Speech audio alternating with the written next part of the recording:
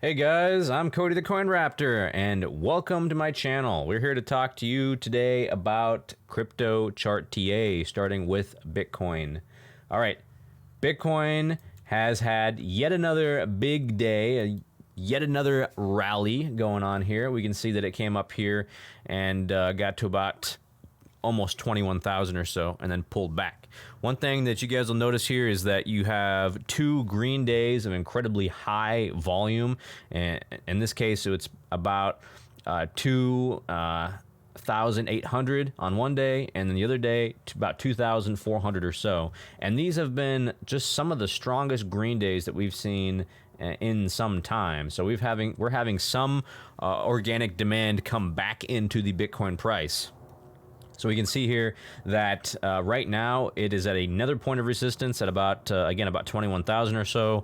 That is the point of resistance that should be significant from here, both because it's a psychologically round number, 21,000, and because we can see that there's some previous support here back in August of 22, 23, August or so.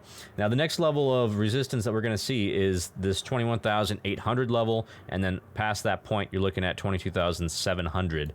All right. Now one thing important to pay attention to is the fact that there is a 65 RSI right now.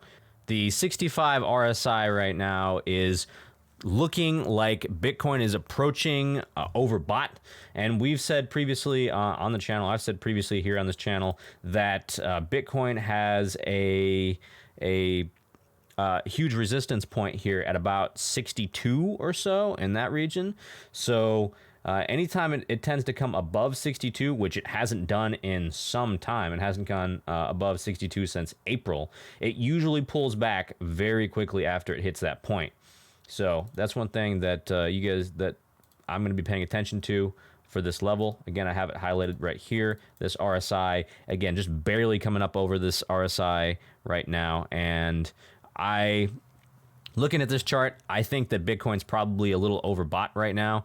We haven't seen this level of short-term demand in some time. It has been months since we've seen this level of demand, and I think it's probably going to come back down again, and it'll probably bounce again, probably off that somewhere, I'd say 19,700 or so. We're going to see a pullback, and it's going to come back down here.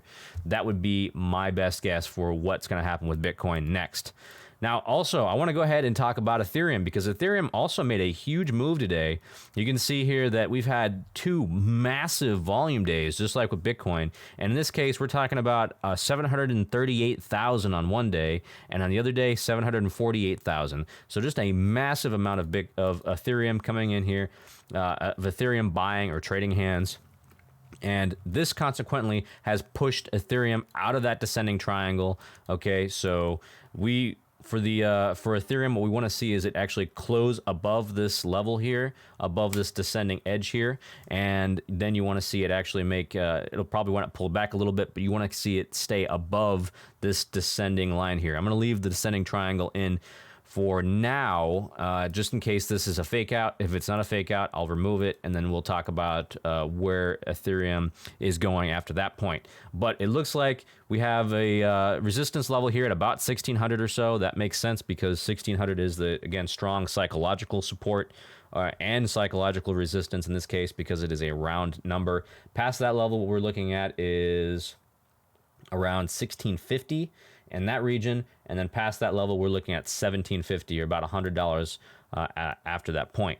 Now with the RSI for Ethereum, you can see that it's actually at about a 72 right now, so it is pretty massively overbought compared to Bitcoin. So the Bitcoin demand that has kind of filtered down into all the other altcoins is readily apparent here.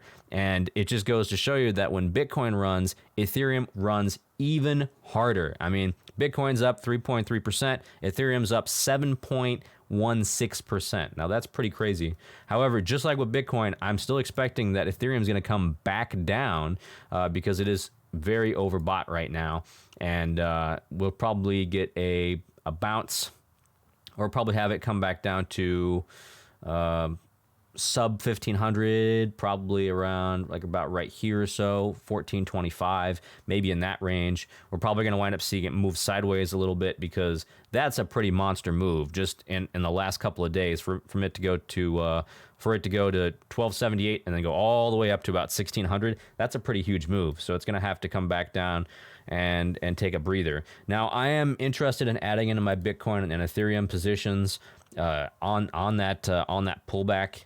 Definitely interested in doing that, but I am not interested in buying and trying to chase it right now when it's this high, because that's honestly with the RSI, it's just showing you that both of them are extremely overbought right now.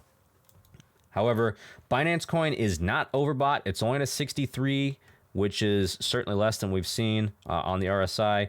Now, Binance Coin has gone as high as 76 before in the past, and right now it's at a point of resistance on the daily RSI at about 63. Now, the next resistance level for the price is about 297, or maybe just slightly above that, about 300 or so. That's, again, strong psychological resistance. But until it breaks that level, it's going to sit here and it's going to trend sideways. Now, I also want to go ahead and mention the dollar index, right? Because the dollar index, it has this massive upward channel. However, I put this channel in here, and you can see that based on the channel, it's coming very close to the bottom edge of this channel. And so what you want to see with the dollar index is you want to see it break through the bottom of that channel and then head lower. And that would provide much less selling pressure on Bitcoin, and Bitcoin would move up again from that point. Now, in regards to Bitcoin, we can also check the funding rate, and we can see here that longs have been dominant ever since yesterday, and longs have been piling in like crazy right now. We can see that based on the funding rate. That shows us that longs are incredibly strong, okay? Now that being said, usually when I talk about longs being dominant in a bear market, there's always that possibility of that bear trap coming in here. So if the Bitcoin price moves down further from this point, we could actually wind up seeing some longs get liquidated, kind of like how we saw the shorts get liquidated yesterday on yesterday's video.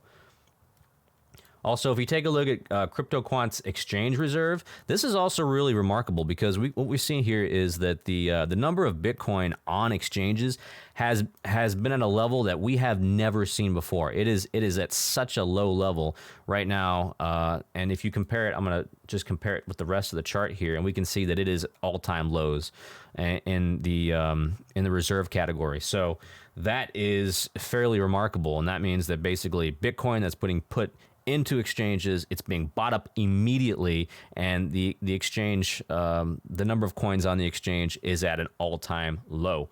And again, if we take a look at the Bitcoin wallet sizes that are greater than 1 Bitcoin, we can see that it's been going up dramatically.